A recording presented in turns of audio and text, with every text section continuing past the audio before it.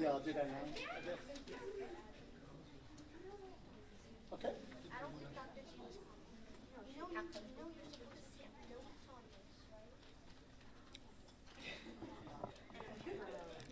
Okay, I guess we'll get started. Thank you, everybody, for coming, and thank you for our guest speakers. I guess maybe just before we get started, I also wanted to thank Dr. Sinha, our new superintendent, and Dr. Canone, our assistant super of curriculum.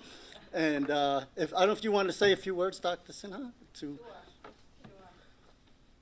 Maybe I could just say it right from here. Sure. Is Yeah. that okay? I think everybody could hear me. First of all, thank you. I'm so thrilled to see so many of our students here. So honestly, this is what makes this so special. And thank you to Friends of STEAM, who, or STEM, Team STEM, for really organizing this evening, but really what you do throughout the year and things that I have learned about the opportunities for our students, opportunities for our school here, which is really impressive. STEAM, or STEM, is such an important field and upcoming, and I think we talk about it all the time, but for girls, the creativity, the problem solving skills that you need, they're so important. And I think for us, the more you can, we can share that with you, so because we have to keep you interested beyond the middle school years, so you find this path. And I think tonight, the panel we have here, such accomplished females here that are going to really talk to you about some good opportunities for you, and hopefully it'll spark things for you for the future. So, all right? So with that, I'm going to turn it back to you. Thank you very much. So before we go into our speakers, some real quick updates on things. Yes, full steam ahead. STEM is now STEAM, so we are picking up steam with STEM. And just some of you who may not be familiar with GCFS, we have over the past 4 years now, supported different levels of robotics teams, FLL, VEX, and sponsor scholarships to high school students at the end of the year. Get involved in trying to supplement programs to the curriculum, extra activities within the district.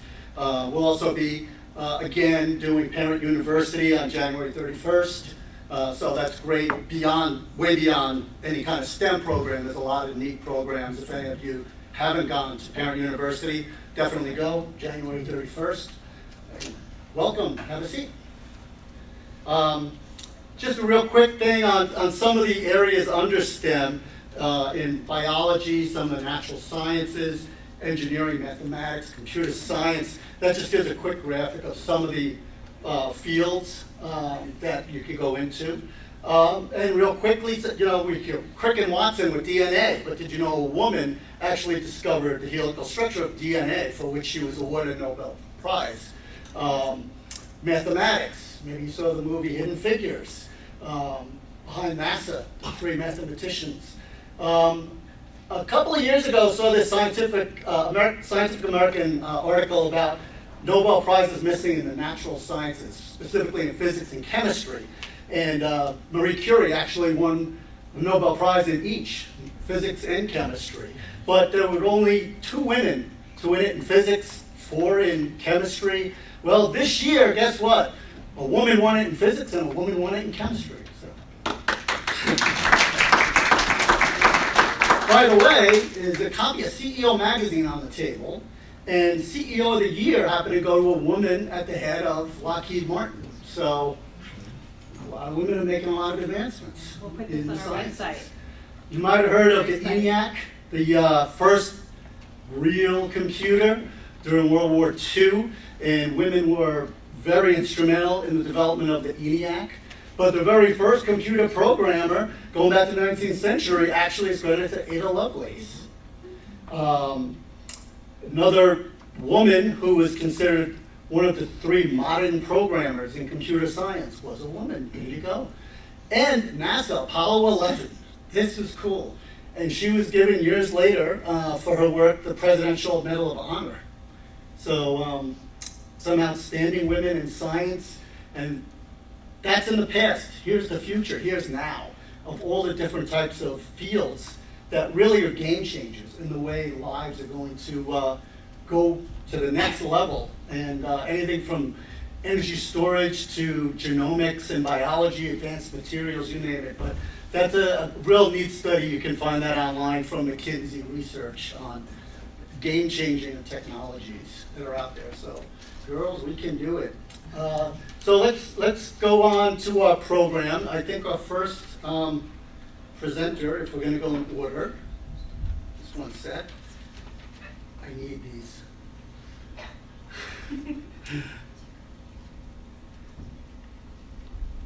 And actually what I really should do is go back and introduce our speakers before we do anything, correct? Correct. So thank you very much again. Addison Vignola is plant engineer at Covanta, which is that huge, what do you call that, smokestack? Not smoke, no, just a stack. Yeah, stack, We're yes, not that's a good correction on that. But I think if anybody's heading towards Roosevelt Field in that direction, towards like Target, you've seen that. Yes. And it's very interesting, the kind of work they do in there, which Addison will give you a little taste of. Dr. Andrea Ward is professor in biology department chair at our neighbor over here at Delphi University. And Sharon McDonald is an account leader for engineering at TUV Global Risk Consultants. So with that, I believe, who's leading off? Not sure. Is that going to be Sharon? Or it doesn't matter who wants to lead off. Doesn't matter. You want me to go first? Okay, I'll go first. Okay, Covanta will go first. Which actually you have a video, correct? I do. I'm probably going to show that a little towards the end. Okay, so Yeah. I'll just cue it up here if you want. All right. That way it's easy to see. I just realized, you want me to speak in the microphone or in front or? Either way, whatever you're comfortable. Okay. Alrighty. Good evening, everybody. My name is Addison Vignola. I'm the facility engineer at Covanta, right off the Meadowbrook Parkway. And you definitely have passed this stack before, but we do like to say it's not a smokestack because we are not polluting the environment.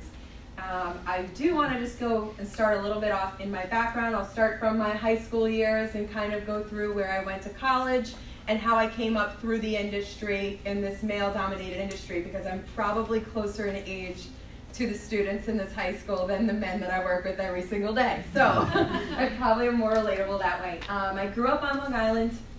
I went to Kings Park School District in Suffolk County, and kind of going through high school, you know, it was really easy for me, you know, a lot of testing and wasn't really into studying.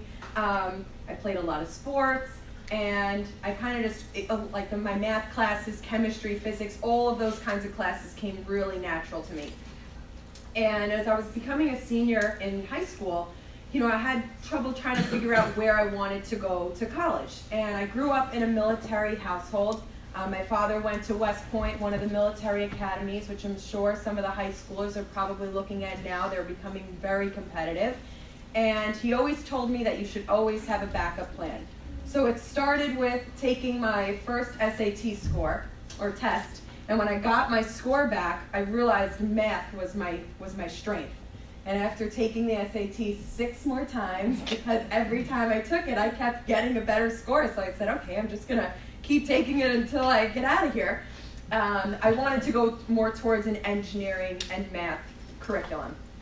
So I was actually applying to all of the academies. I applied to Immersion Marine Academy, I applied to West Point, I applied to the Coast Guard Academy. I did some of their summer programs during the summer before my senior year to kind of figure out if that military background was really for me, and I absolutely loved it. And one of my fallback schools was SUNY Maritime, which is right over the Throgs Neck Bridge, because I always thought that if I didn't get into the academy, but I still wanted to have that military career, that this was kind of a quasi-military school, and you know, it could help develop me, and I can still kind of go, you know, wherever I wanted to in the engineering field. So I actually got accepted to SUNY Maritime College on a full active duty Army ROTC scholarship.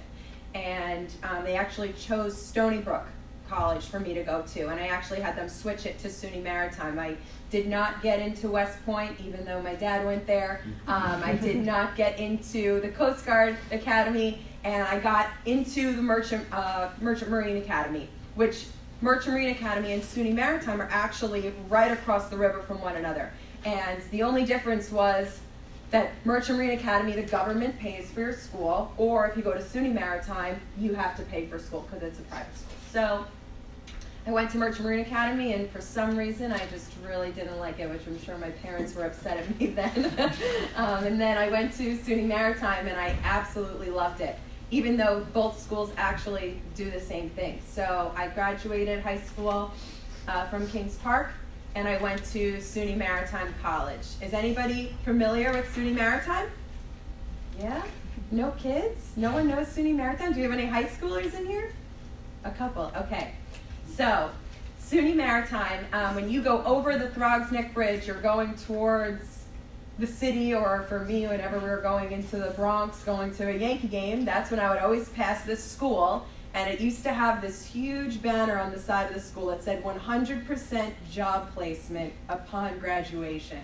And I always thought, oh my God, that's amazing. I'm gonna have a job immediately graduating from school. That's, you know, every kid's dream, to make sure they go to school and they immediately get a job. So when I went there, I actually didn't know what I wanted to study. And the two routes that you really go is towards a deck license or an engine license. And the difference between those two is the deck license is the guy who's out there driving the ship, right? So you become a mate, and then you work your way all the way up to the captain of a ship. And on the engineer side, you work from a third assistant engineer all the way up to the chief engineer on a ship.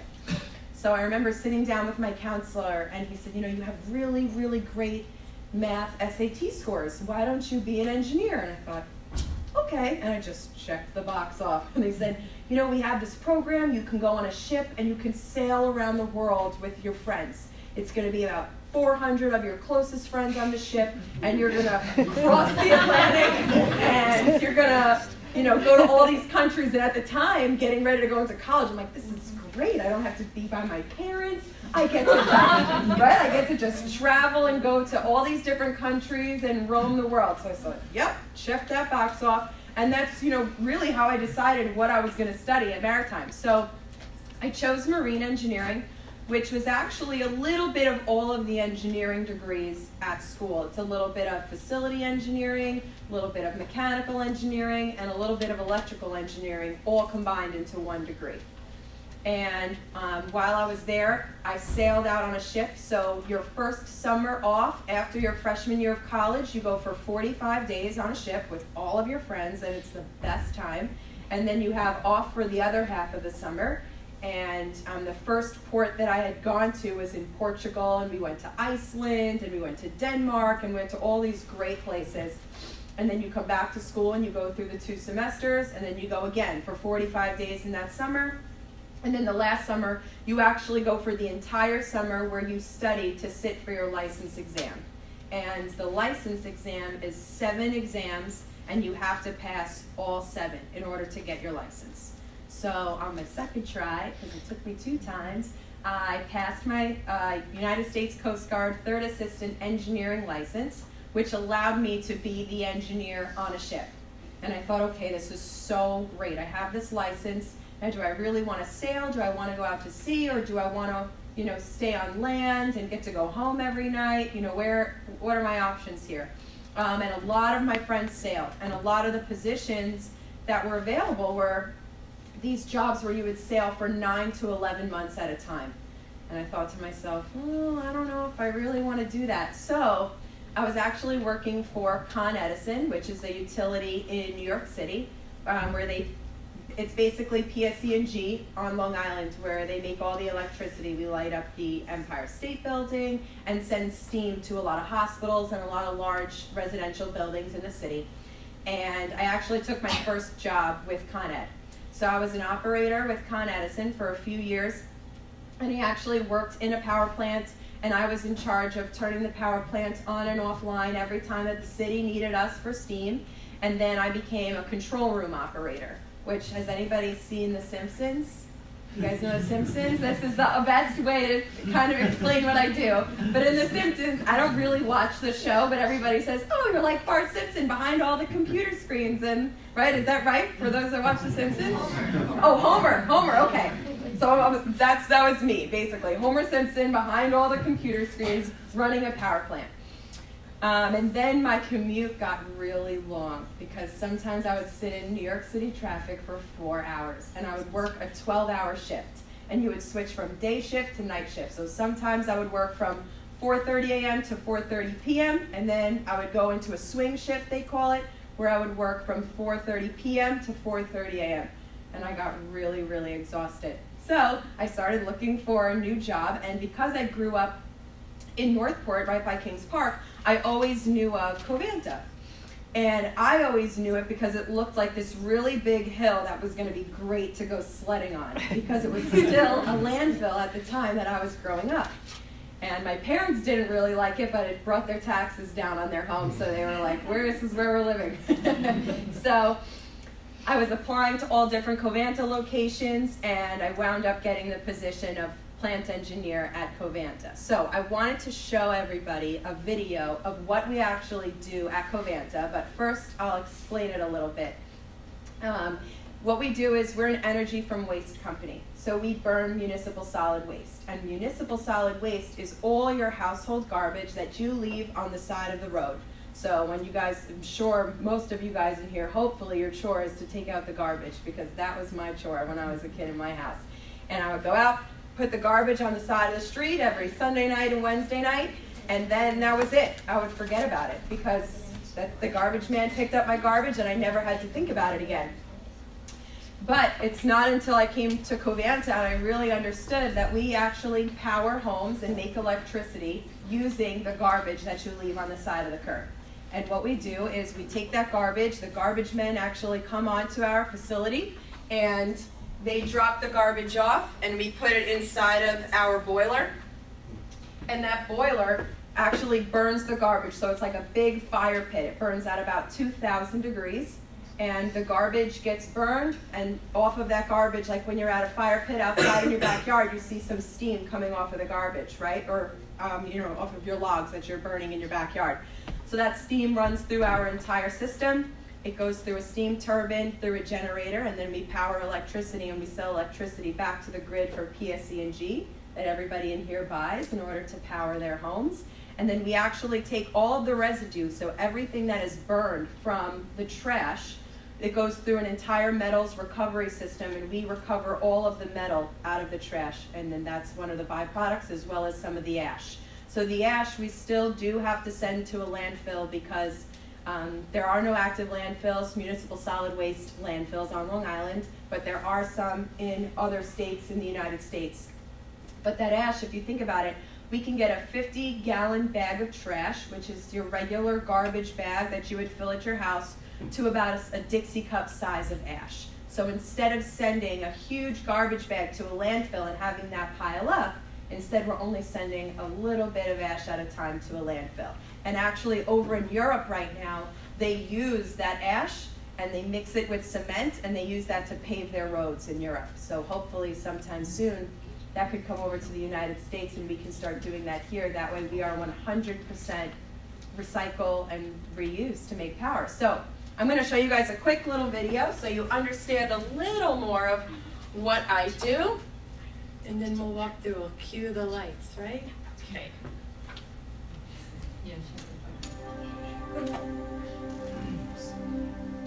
After efforts to reduce, reuse, and recycle, 250 million tons of new trash are still buried in the U.S. every year, approximately 1/4 of the world's landfilling.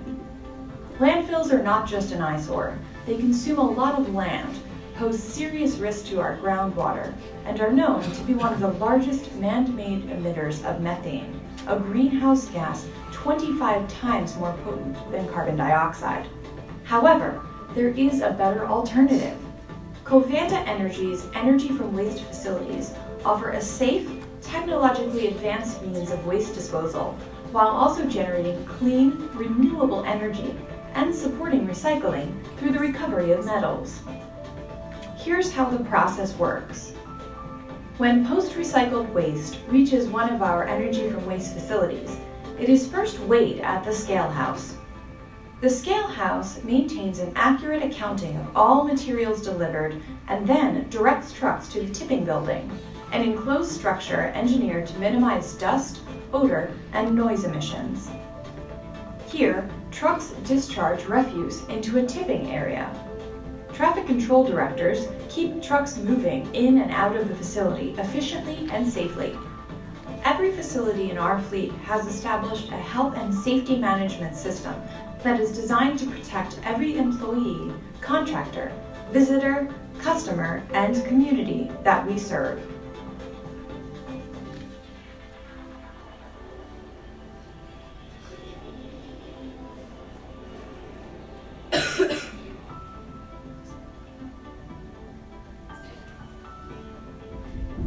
Crane operators control large grapples used to mix the waste within the refuse pit and load it into feed chute hoppers to start the combustion process. Solid waste is then fed onto the stoker grate, where complete combustion occurs. Heat from the combustion process is used to create high-pressure superheated steam that is used directly for district heating or cooling, or, in most cases, supplied to the turbine generator to create electricity that is distributed to the local grid. The control room serves as the communications hub for the entire operation. One of the great benefits of energy from waste is the metals recovered for recycling after the combustion process. Annually, Covanta's fleet of EFW facilities recovers more than 400,000 tons of ferrous and over 15,000 tons of non-ferrous metals for recycling.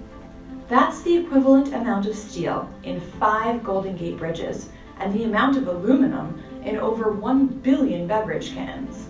Covanta Energy has set the standard for the best practices in emissions controls. Flue gas from the combustion of waste is treated by state-of-the-art air pollution control equipment. We continuously monitor emissions criteria and other pollutants and operating parameters to ensure compliance with permit conditions.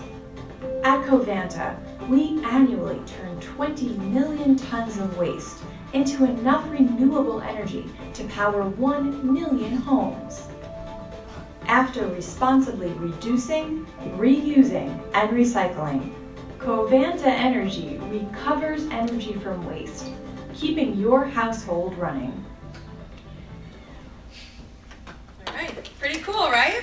All right. So, just to kind of let you know what I do specifically at my job. So I am the facility engineer, which means I actually run a lot of our outages, which means once a year each of our units comes offline and we do all of the repair work inside the internals in our equipment. So one at a time, we have 3 boilers at the Hempstead facility, and 1 unit comes off in the month of January, 1 comes off in the month of February, and then 1 in the month of March. And every time a unit comes offline, once it's cleaned out from all the ash and the buildup from burning the trash for all year long, and there's scaffolding that's actually built, so internal stairwells, I actually go inside and I do all the internal inspections, and I come up with a report that gauges how long that boiler is going to last and all of the internal equipment. So all of the tubes that are inside the boiler that cause the convection that allow us to make the steam by circulating water.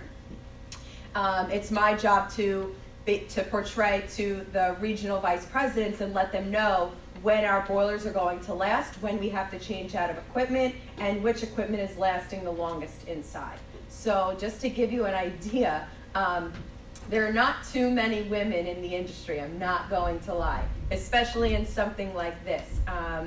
You know, even at school, when I was at school, it was 90% male. I think we started out with 40 women in my graduating class, and from my degree, there was only 2 engineers that graduated on time.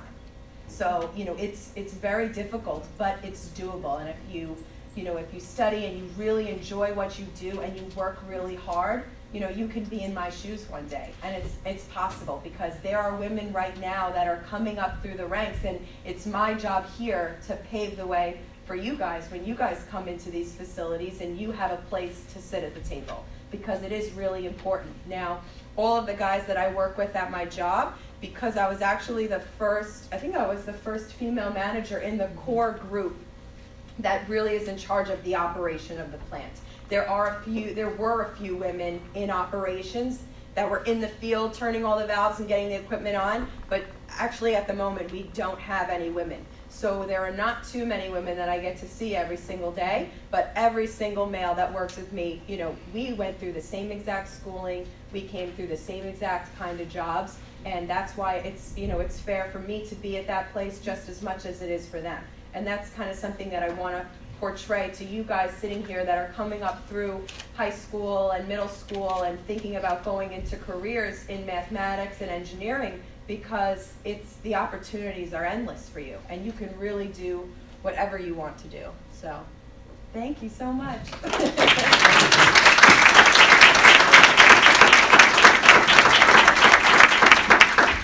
Thank you very much. That was fantastic. Very interesting. We're going to take questions at the end after all three of our speakers. But that was fantastic, and that would make one heck of a class trip, don't you think so, Kim? It would be a cool class trip. Dr. Ward from Adelphi is next, and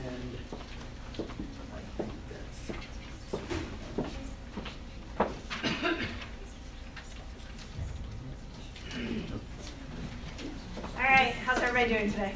Good? Doing okay? You were probably up early. I was up early too. So I am a professor of biology at Adelphi. I'm also chair of the biology department, which means that I oversee a program that has over 400 students who are majors, including undergraduate and graduate students. I oversee 17 faculty and 6 or 7 or 8 staff members. So a pretty big population, and then we teach all of the nursing classes. So we end up teaching about the equivalent of 2,000 students a semester is coming out of my department. So what I thought I'd do for you today is talk a little bit about how I got to be a professor, and then a little bit of advice. Take it as you'd like. So, how many of you like to dance? Okay, so I was a ballet dancer, and I'll be honest with you, I was really a ballet dancer until 5 years ago when I blew my knee out for the second time and decided, you know, this is probably, it's probably time to retire. But, you know, I kept doing it. So this was me in 1994, so you don't have to subtract to find that out. But this is what I did. I mean, I was really good in science and math in school. It kind of, I'll be honest, it kind of bored me at times. And so one thing I did was I loved ballet, and I danced in a semi-professional company. I did a lot of performances, and it was kind of my way of balancing. So we talk about STEAM. I think it's important to realize that there's a really strong connection between the sciences and arts. And it's why at a lot of universities you'll see that there are colleges of arts and sciences. Right? There's a lot that goes together with this. So that was me. About 2 months after this picture was taken, I blew my knee out the first time,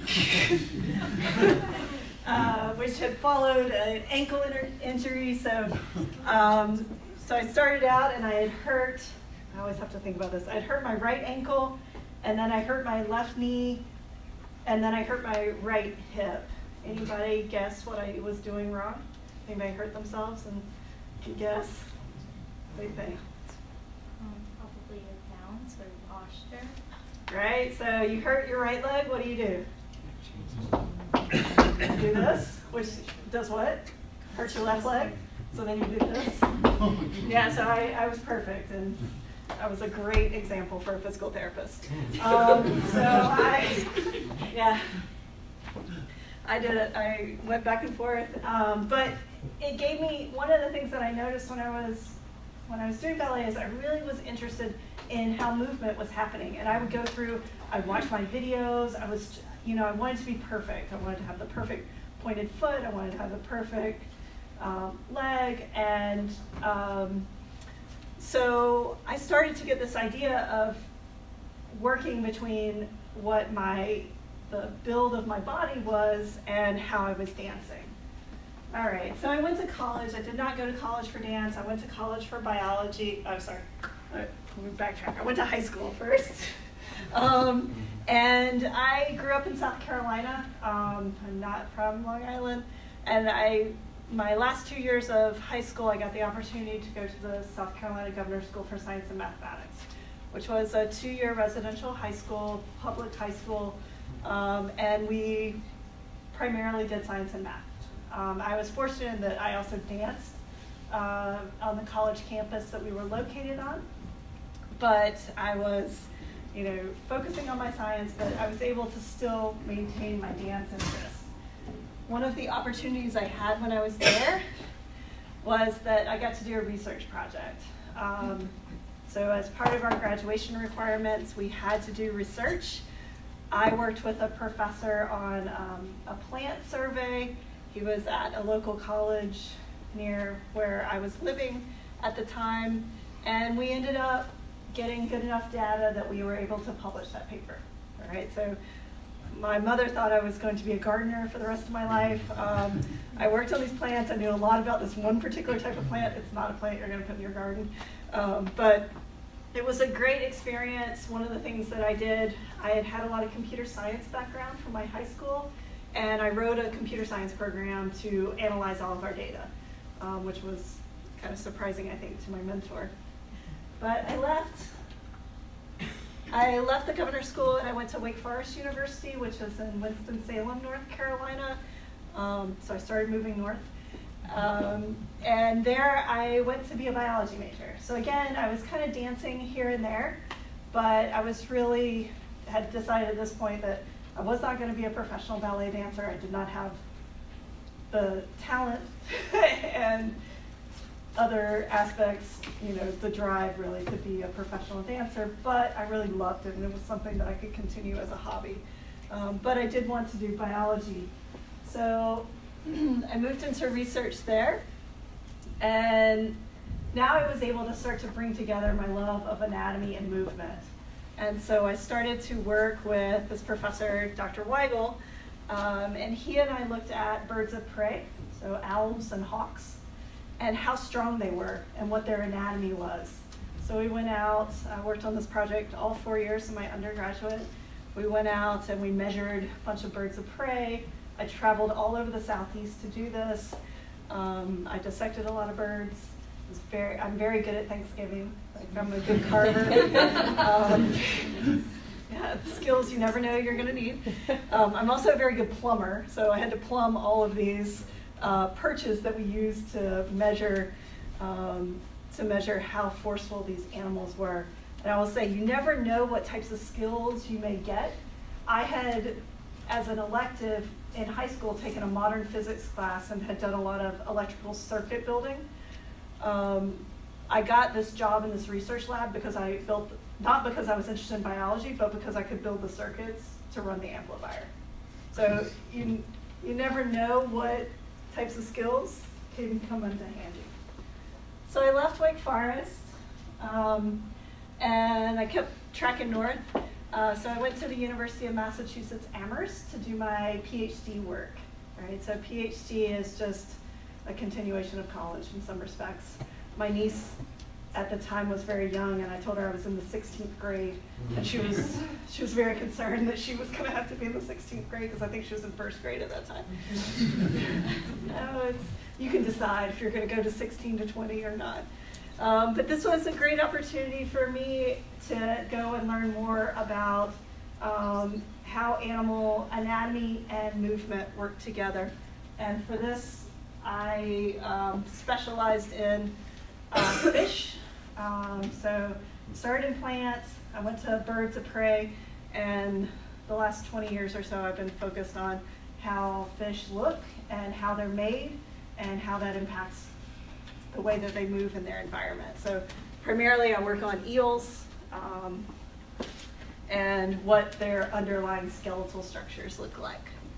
So I got my PhD, and then I moved to Chicago. So not really north, then I moved west to the University of Chicago, where I did a postdoctoral fellowship. So if you go the PhD, the research route, a lot of times you'll do a 2 to 3 year, maybe 4 year appointment where you're just kind of trying to expand your training.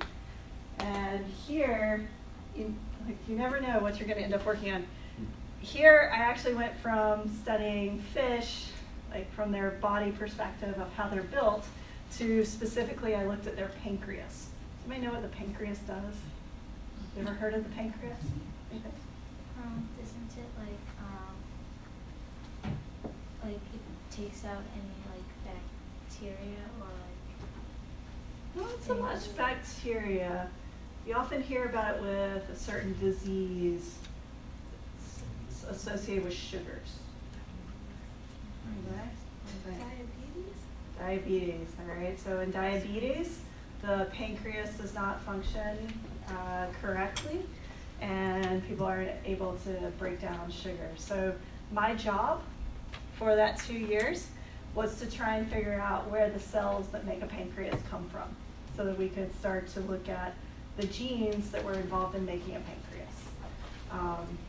So you might be thinking, she worked on how fish are built, and now she's working on pancreas. I did work on this in fish, so that was my common theme. But we went through and we found where the cells start in the body that end up as the pancreas. And then some further work has gone on to look at, what all of the signals that those cells get between before they know they're going to be a pancreas and when they finally figure out that they're going to be a pancreas. So this was a really interesting project, and it brought in, I could study some human health work. I also was learning a lot of new skills, right? So that was something that I've really tried to do at every step of my career, is learn new skills and what that can help me in designing my research. Then I left Chicago and I came back to the East Coast. My advisor in Chicago said, "Why would you want to go back to the East Coast?" And I said, "Because we have oceans." And she said, "We have a shore." So Lake Michigan, for those that don't know, but Lake Michigan, and I had to remind her that Lake Michigan freezes in the winter, and that did not count. I wanted to be back near the ocean. I love living on the East Coast, so I got a position at Adelphi, where I've been for the last 12 years. And at Adelphi, I do a little bit of everything. So these are some recent pictures. I teach a number of types of classes. I teach first year students, intro to bio. I teach, actually today, I was dissecting a cat all afternoon, working with an upper level class. This is a class, actually, I've gotten to bring back my dance love. I teach a dance anatomy class for all the dance majors. So they have to take my class, and we talk a lot about injury prevention, which is not just me telling them not to do what I did. But they always seem to appreciate that I have been in the emergency room about as many times as they have. So here, this was done last year. They build muscles onto skeletons. In my research lab, I study fish locomotion. Now we're working on how fish get over dams, right? So how we can take fish that are supposed to go into fresh water, but they're getting blocked by all the dams that we have on Long Island. So we've been looking at some different types of eels moving in the lab as well as out in the field. This is down in Massapequa at one of the dams down there. And what's great is I get to travel a lot of places. So I've taught 4 times. I've taught a course in Australia. So I took a group of students to the Great Barrier Reef so that they could experience the great fish diversity of other animal diversity that we have in Australia. So you never know where you're going to end up. I love to travel, so this has been a great opportunity for me. So if I had to give some advice, these are some just things that I think about almost on a daily basis. So find a mentor, and I highlighted the S. You want to find people to look up to, and you want to find people who are going to give you advice, and you want to find a bunch of different people at different types of levels. You know, it may be your school teacher, it could be me, it could be another one of the women here, it could be a lot of people, but you want to look, you know, ask for help. The second one, creative thinking, is just as important as critical thinking. We hear a lot today in education about critical thinking skills and being able to diagnose a problem, but sometimes you have to come at a problem creatively, which I think is always my dance background, coming back and thinking about choreography. Be persistent. You're probably not going to get something right the first time. And I often tell people that getting a PhD is not necessarily about being intelligent, but it's about realizing that you can get through to the finish line.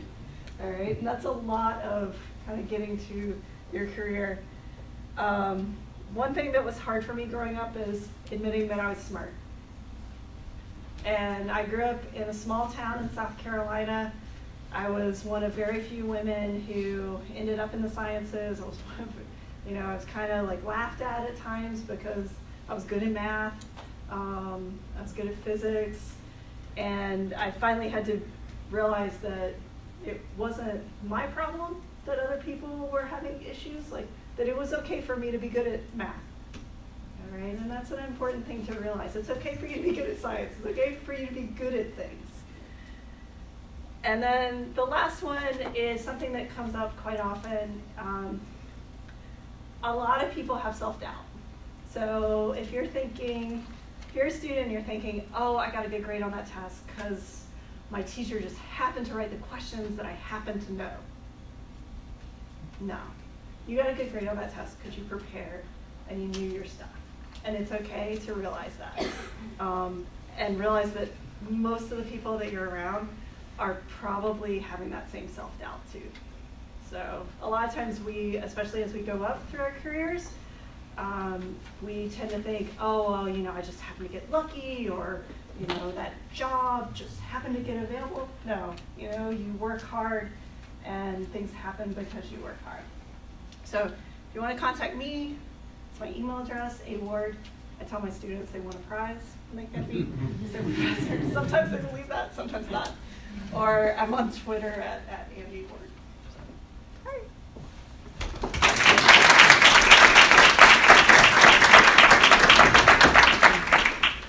Thank you, Dr. Ward. That was great. And I think all of our students see it's a lot of fun. Both Addison and Dr. Ward, what they do, they learn a lot of different things, interdisciplinary within their jobs. They're constantly learning, they're constantly getting into different fields within what they do, and they seem to have a lot of fun at it. Next up is Sharon McDonald, and I'm going to try to find her presentation here. Bear with me for 3 seconds. And here it goes.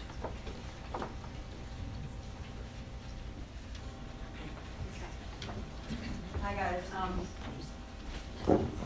Hi, I'm Sharon McDonald. I know a bunch of you because my kids go to school here. They're juniors and seniors. And thanks for having me. So my company, I work for a company called Global Risk Consultants. And our thing is that we look at risk. The largest risk that there is to a really large property is fire. It's always been that way. It still is. Okay, so I'm going to talk to you a little bit about fire. Everybody knows what fire is, but what's really neat about fire is it's a really complex, really rapid chemical reaction. When you think of fire, you just think of what's on the top, but what's happening underneath is as the surface heats up, the molecules turn to a gas, and that's really what it oxidizes and causes that fire. So the way we stop a fire is we have a fire triangle. You have to take out one of the 3 components. You have to take out either the fuel, the heat, or the oxygen. So we don't usually take out the oxygen because people are around, can't do that. Usually we like to take away the heat or the fuel. So as far as fires are concerned, the professionals involved, or everybody's aware of firefighters, but usually they get there when everything has gone totally wrong. You're having a really bad day if he shows up. So, but what everything I do is usually beforehand, sometimes afterwards, but we want to try and prevent fires and look at how an occupancy has changed over time, how things need to be adjusted. So my best case scenario when I'm going through a plant is I'm hoping everything's non-combustible, concrete and steel. I'm hoping that it's not too difficult of an occupancy. I'm hoping they have a sprinkler system and that their neighbors aren't very hazardous. But that doesn't always happen. Things change. There could be plastics, there could be flammable liquids. It could just be that the plant doesn't know about their sprinkler system. It may not be designed anymore to handle the hazard. So the kind of things I look at, I walk through my day when I'm inspecting thinking COPE, COPE, COPE. So COPE is construction, occupancy, protection, and exposure. So an example of construction is that when you go to a hotel, you'll notice that everything's boxed off. The reason for that is you want to limit the fuel. If you can limit that fuel, then people will get out because there's fire alarms, and then you'll limit the damage. And a lot of times I find the hidden fire doors when you're going through a very big facility. There's always these hidden fire doors. This is not so much hidden, but that gives you an idea. What happens is there's a temperature element, and this door will close down and separate a fire on one side, 1,000, maybe up to 2,000 degrees from coming into the other part of the building. You can see there how, houses, sometimes they'll build them with a parapet, and that separates fire as well. More fire doors. Okay, but my big thing is sprinkler systems. We don't have it in this building, but if you ever walk around Costco or a lot of different places, you'll see these pipes at the ceiling. Sometimes they're hidden, but you'll see these pipes, and the little knob on top of the pipes, it could be pointed up or down, is a sprinkler head. So this is my whole thing. So there's a liquid or a heat element in that sprinkler head, and when it reaches a certain temperature, it just explodes. And what happens is water will come out. And it's kind of like just putting out the fire automatically, or hopefully controlling it automatically. So if you could imagine you have a really big building with a lot of combustibles in it, maybe a warehouse, you have all these heads along the top, and if a fire happens, then you can have a sprinkler head go off and either control the fire so that the firefighters can get in there, or maybe even extinguish it. So you'll see them in the movies, and I'll just point out some stuff to make you aware of all the myths that are out there. You'll see in the movies that somebody will light a cigarette and all the heads will go off, or somebody will pull a fire alarm and all the heads. That's completely false. That happens in maybe 1 out of a million cases. Like in an art museum, you might want to actually get as much happening as soon as possible. But most of the time, it's just one sprinkler head. Sprinklers don't leak really. They're tested up to 300 psi. And the damage by water is far less than you would have from a fire. Okay, so the reason I do this is because, honestly, companies need insurance. So they want to make sure that they can have, get insurance and prove to their insurers that they have, did a risk assessment of their property. But even though I'm doing it for property, there's a ton of life safety benefits to it. There was a huge fire you may have heard of. It's very, very famous in New York City, the worst industrial fire in New York City in the late 1800s, and it was called the Triangle Shirtwaist Factory Fire. And in this fire, about 140 people, young girls, died. And today, that wouldn't happen because we would engineer around it. We would have alarms, we would have sprinkler systems, we would have different methods of preventing that, that tragedy. This is a location I went to in Brooklyn, and just to get an idea, this is all files in a warehouse. We recommended that they put more sprinklers heads in, like not have such congested racks. They didn't do it.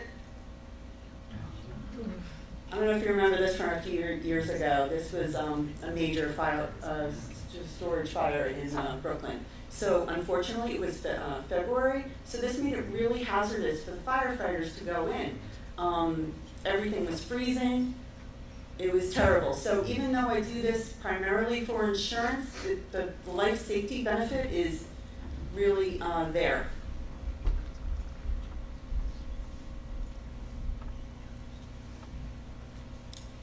I spoke about construction. I'd love to see concrete and steel. That's probably what you have at Covanta, of course. But a lot of times we're starting to see more plastics in construction. I drive my kids absolutely nuts about this. I hate plastics in construction. So what this is the Monte Carlo Casino. The facade is very pretty, but it's plastic.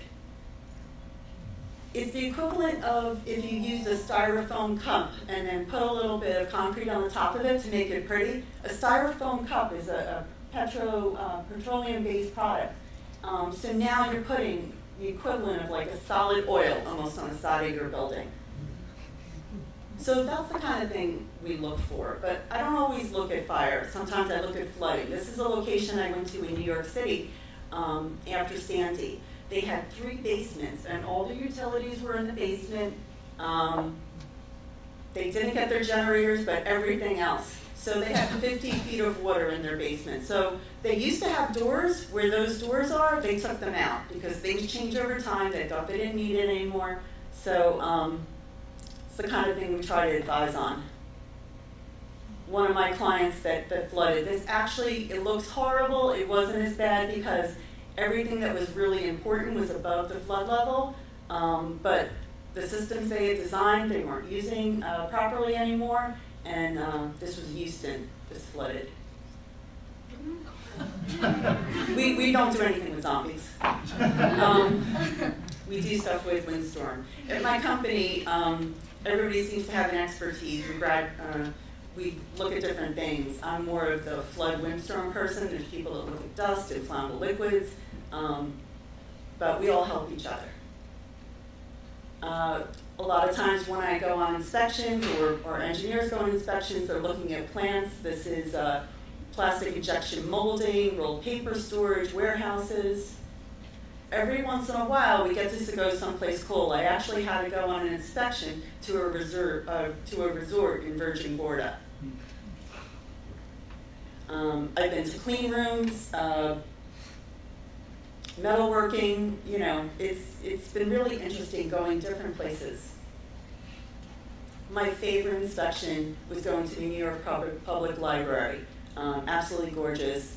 A lot of New York City locations. I was once the account engineer on Shea Stadium. That was fun as well. So these are just a few of the companies that my company does work for, just to give you an idea. So we can talk about, and well, okay. So I'll just tell you a little bit about how I got here. So when I started off in high school, I was a good student, but I really gravitated towards English and history. Math and science wasn't on my horizon. I got to college, I nearly flunked out of my first math class, and I was horrified. It made me double down and made me study more. So I retook that class, and I really loved it. I became a math tutor, and from there I started meeting people that were into math and science. It really inspired me, and I just headed in that direction, and I became a mechanical engineer. I went to New Jersey Institute of Technology, and it was fantastic. And no lie, it's true, there aren't a lot of women in there, but the women you do meet and the guys you do meet, all very supportive because you're all going through this difficult major together. But even though it's difficult, it's doable. I'm not a brain surgeon. You just have to be persistent and get through it. As long as you don't quit, you're good. You just try a little bit harder. And what's been great about the career that I've had is that I actually took off for 10 years. And because I had this niche skill set, I'm still working with the people. I went back to work after 10 years, still working with the same people that I was working with many years ago. So it's been really great for me to have this career, and I really love it. I love meeting new people. I love, going to different places. I have friends all over the world because my company does this work everywhere. And I would really encourage you, don't limit yourselves. Think of, different ways you can get a really interesting career, and this would be mechanical engineering. Any of the engineering and sciences is a great option. So thank you for having me.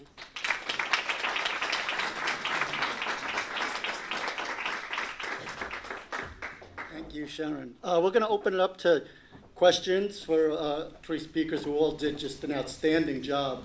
I think it spurred a lot of interest amongst the students. So any questions you guys have? Girls have, sorry. I got a question about what you're interested in as a parent with our children. The things that you got in high school that started the spark, or the things that you didn't get that might have helped your spark happen sooner. I think I was fortunate. My parents were allowed me to kind of lead the investigation, so to speak.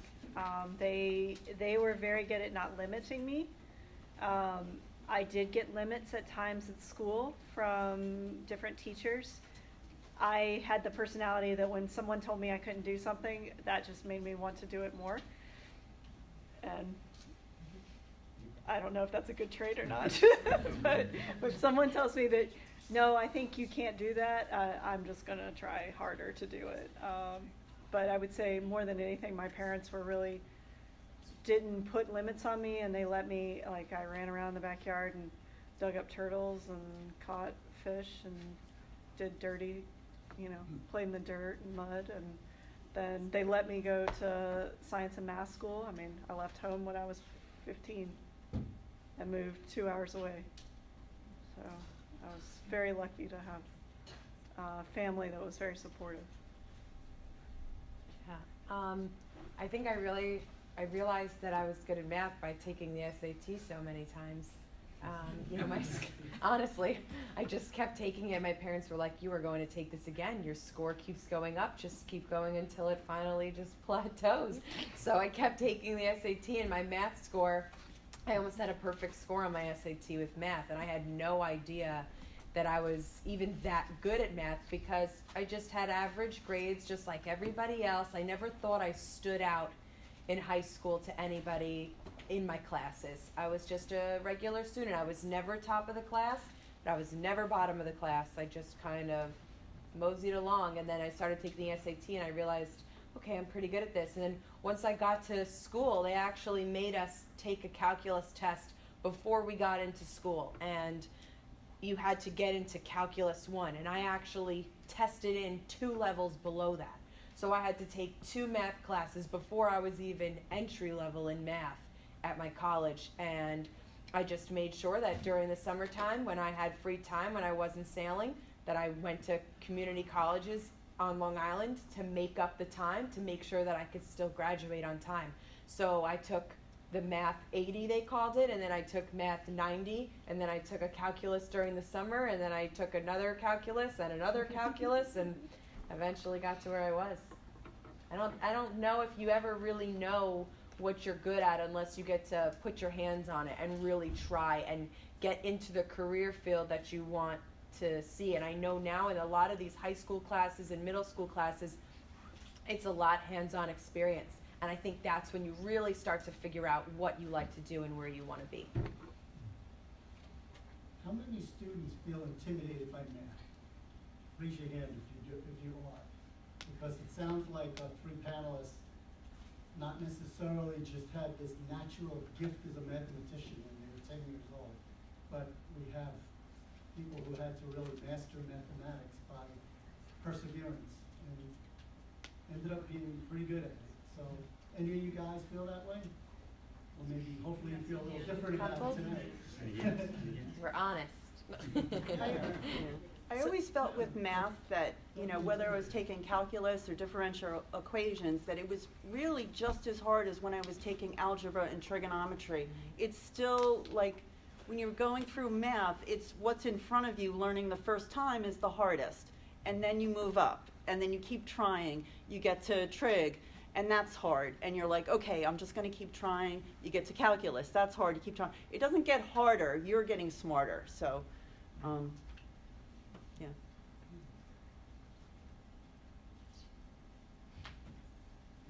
Did you actually just have turtles in your backyard? Yeah, I dug up a snapping turtle one year during winter break. It wasn't happy. I put it back. You have turtles probably in your neighborhood. My name is Tim Etienne. I'm a Garden City resident, proud father of 4 daughters here. I currently have 2 daughters at SUNY Maritime. Very nice. And I'd like to thank the Lynches for putting this together, because it's really important for these girls to recognize the opportunities that are out there in a male-dominated field. And the rewards are substantial financially for your career, and your choices are unlimited. And thank you for having the courage to do what you did to help these young ladies, their path a little bit easier. Yeah.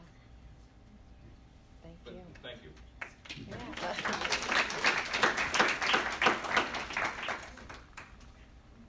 What questions do you have? I'm sure there are some questions. What do you want to know? We have these brilliant minds here who said, Mayor, we're just like you when you're sitting right here. So anything you want to know? I'm just curious. You know, when you were talking about that flood, do you know what part of New York City that is? Because I think I might have been there. You probably were. It's right next to the Staten Island Ferry, Yeah, I've been there. Battery Park City. Yeah. I got it. So now what I just read is that they want to put a storm surge barrier that would roll out like a 5-mile barrier, and that's what they're investigating right now to kind of protect that whole part of the city, because what else are you going to do? And it's not like it's not going to happen. We know it's going to happen again. So. Does it take a lot of workers to operate the whole Covanta facility? Yeah, it does. I think there are 88 people that work at our plant, and just to give you an idea, the Hempstead facility right off the Meadowbrook Parkway is the largest Covanta facility in the world, and we have 47 facilities worldwide. So there are 3 million tons of trash that gets produced on Long Island every single year, and our facility alone burns 1 million tons of trash a year. So there's still 2 million tons of trash that 1 of those million get burned by the other 3 Covanta facilities on Long Island, and then the other 1 million tons has to be shipped off the island because we make too much garbage here. A little overpopulated.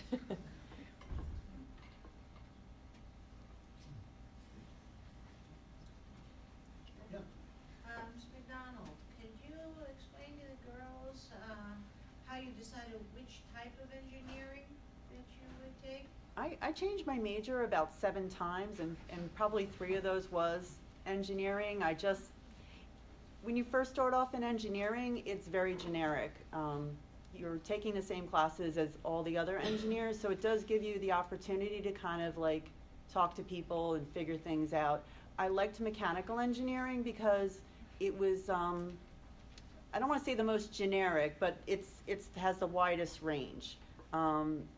If you had to think of just an engineering degree, it would be mechanical, but the most amount of engineers I think might be mechanical, maybe civil, but the other branches are civil, that's bridges and roads, electrical, which is a great field because of computers, everything's electrical now, computer engineering, I mean, you name it. There's actually a fire protection engineering degree at some colleges, marine engineering, it's biomechanical engineering.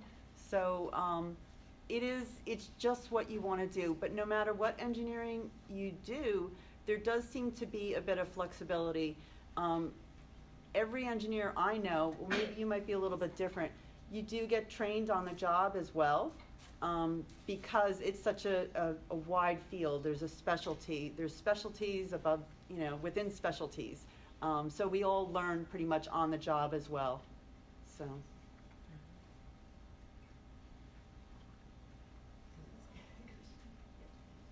Yes, my question is, so very often young people, whether it's girls or boys, they make decisions based on what their friends like.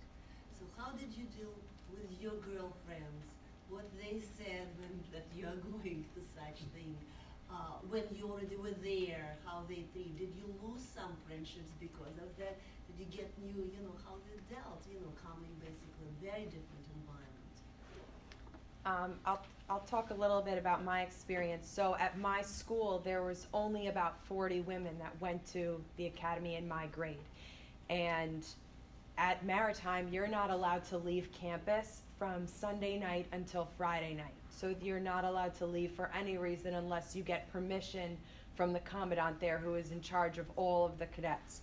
So as a freshman, when you're in college, the first year of college, and you're on Facebook and all of social media, and you're looking at all of your friends at these other colleges having a great time, and they live with all of their friends, and it's not that strict, it's very difficult. But you wind up having friends where you go to school that are studying the same thing as you, that are so interested in what you're doing, and those are where your relationships really start to form, because you're not only talking about the things you like to do outside of school, they're your buddies when you're studying for tests, they're the ones that are playing sports and doing extracurriculars with you, because they're on that same time management schedule where they know, okay, I have to have 2 hours every single night just to do my homework and to study. So they're the ones that really understand that, and those are where your friendships really start to build.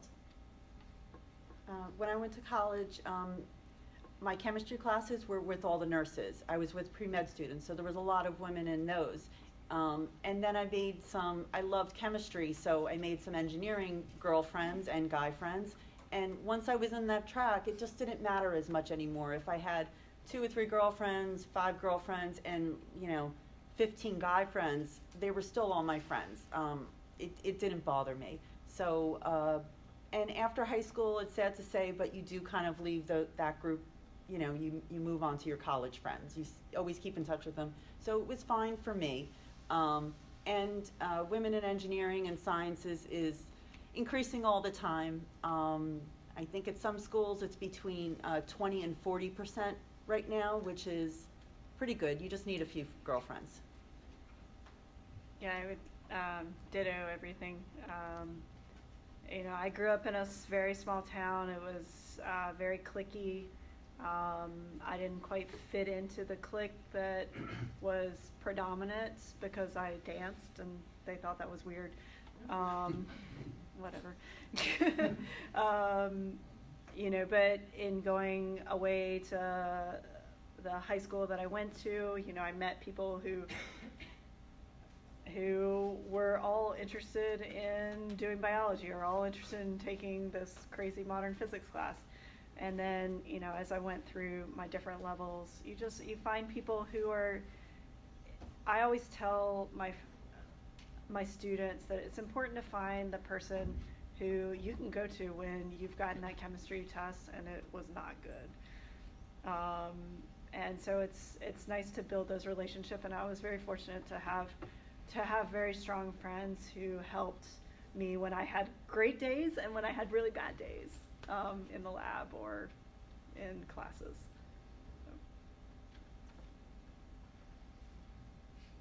I have another question. My question is like when kids take, especially in high school, they take high level sciences, the grades suddenly can go down to what they used to. It's first encounter with AP science course, first encounter, maybe even with honors level. And we're just saying, just stay, just push yourself first, that you'll get. So, but I just want what you experience, how you motivated yourself, what has made you, like the grit that we're speaking about, what is in you Were you just born this way, or do you actually struggle? Were you upset about your grades, or your grades maybe never went down when you took the hardest courses? You know, like if you can speak about it, because I think it is a big problem. People get hit, but it's almost like it is the hardest courses. You need to know math and other subjects to succeed in high-level science, like speaking about physics, chemistry, high-level chemistry, biology. Do you understand what I'm asking about? Did you experience it? I kind of like the challenge. I kind of felt in high school I don't want to say mastered English and history, but I felt like I always did really well at it. So when the challenge came in sciences and math, I was like, oh, okay, I should be able to do this, you know. So it was that challenge part of it was okay. I mean, what you need to know is, yeah, grades are important, but they're not everything. Staying with the program and getting through it is huge. I would say my sophomore year of college was not my shining grade star. So in sophomore year of college, biology majors take organic chemistry. They often take calculus. Those were two very unhappy classes for me for a multitude of reasons, some of which might have been that I spent too much time partying on the weekends. And it was organic chemistry. But, you know, I think what was really important for me was, and in talking to my students about this, sometimes it's not the grade. Sometimes it's, do you know the material? And I have students who have gone through, I teach this upper level anatomy class. It's a tough class. And I have students who, you know, go through and really know the material. They don't end up with the best grade, but they actually do know the material, and it just didn't, you know, the test wasn't perfect for them or whatever. But, you know, at the end of the class, they really get the material. And, you know, sometimes we tend to focus on the grade instead of focusing on what it takes to get the grade. And that's something I always talk about energy, and that you have limited energy. So when I have a student come to me and say, I have to get an A, I'm like, okay, well, let's take the energy that you're spending on the I have to get an A, and let's devote it to, okay, well, have you done your stoichiometry have you practiced your stoichiometry problems for Chem 1, which is going to be on that first quiz, which is going to be on that first test. So, yeah. I think in high school, I started to realize that the AP courses that I was taking were really difficult, and that's where I started to figure out that I had to study for classes in order to pass them, because a lot of them were just kind of simple. And then when I got to college, I realized that all of the AP courses that I was taking in high school were actually the introduction courses that I was having in college, and that it was just reiterating the same material that I had already taken.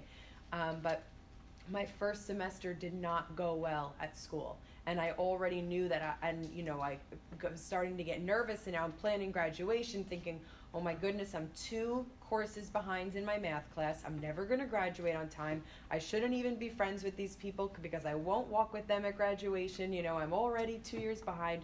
But when you figure out how you need to study, personally, because I grew up in a family I only have sisters, and my 2 other sisters would study all of the time, and they were so good at studying, and they figured out what worked for them and how they had to study in order to learn the material, and I could not figure it out for some reason. But as I started studying and learning the ways that I understood the material, it started to just go across all of the other courses that I was taking.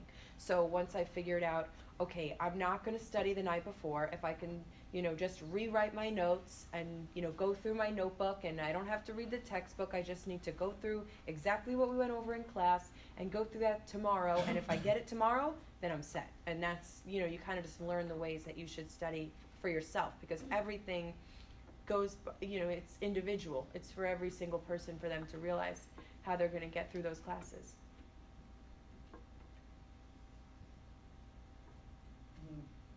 Looking back at high school, are there any other things you feel now that would have prepared you a little bit better going into college? Because we have a lot of middle schoolers here getting ready to go into high school.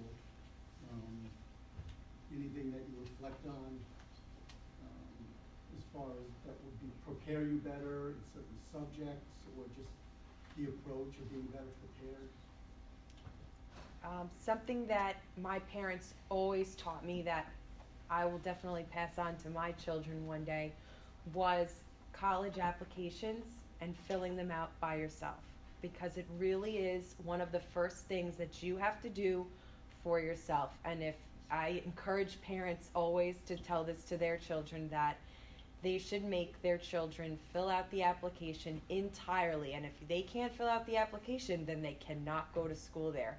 And that was something that really, struck me as a kid, because I remember the first day my senior year, I had all these packets lined up in my house, and I scooped them all up because all I needed was that first semester curriculum from my guidance counselor. And then all of the college application packets went out the first day of my senior year. And my parents always said they were never going to help me fill it out, because if you want to go to college and this is what you want to do, then you have to do it yourself. And it made me really independent, and I had to follow kind of the way of the school. And now I know they have, you can apply one time and send it out to a bunch of different colleges, like the Common Application. I think that's still a thing. But it made me take ownership for what I was doing for me, and I think that was really important. I think expand your horizons. There's some really great opportunities, like you guys being here tonight is fantastic. You're hearing about some options that maybe you didn't know about before. The robotics club is fantastic. There's a computer science class now at the high school. Go ahead and take that, expand your horizons. My daughter Kelly is now taking computer science. She took a camp this summer. She didn't know she liked it. Now she knows she likes it. Now she's going into college and might actually major in that. So, try different things, keep trying, and keep talking to people. Talk to your teachers, they're a great reference.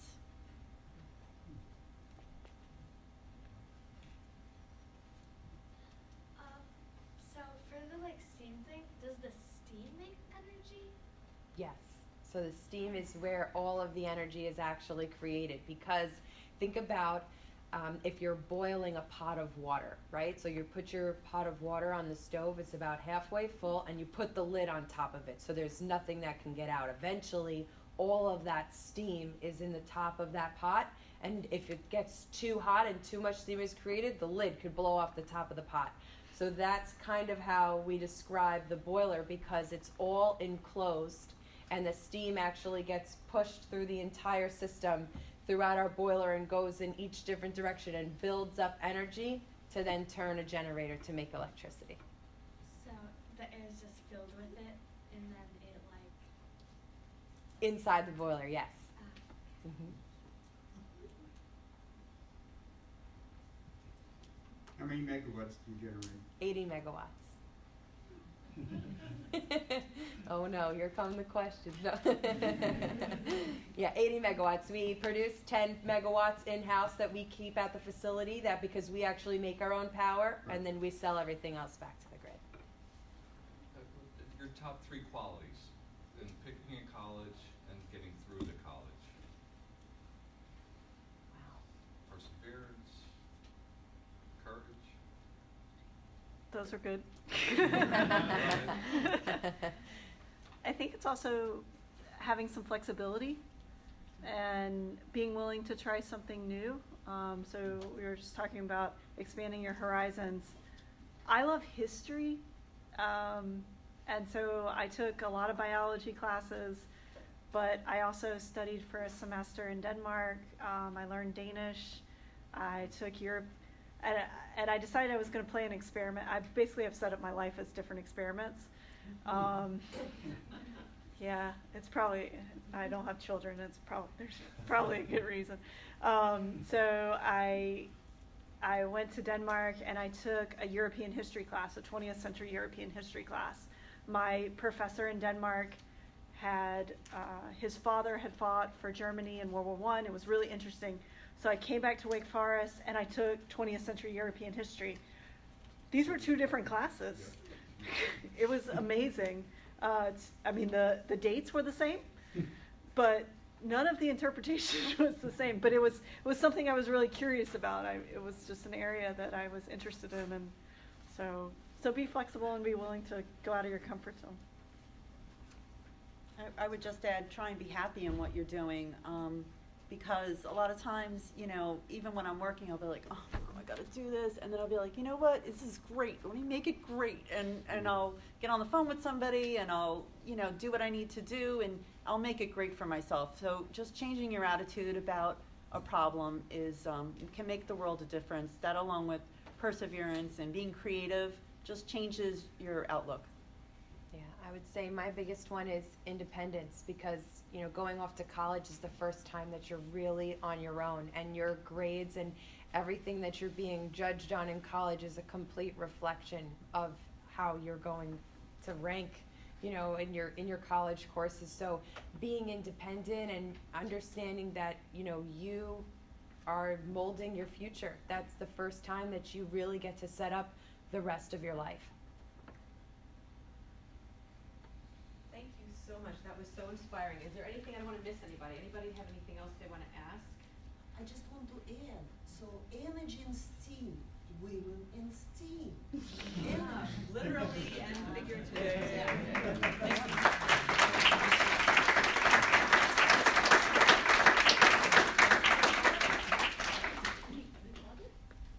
The information that from everyone's presentation will be on our STEAM website, Garden City Friends of STEAM.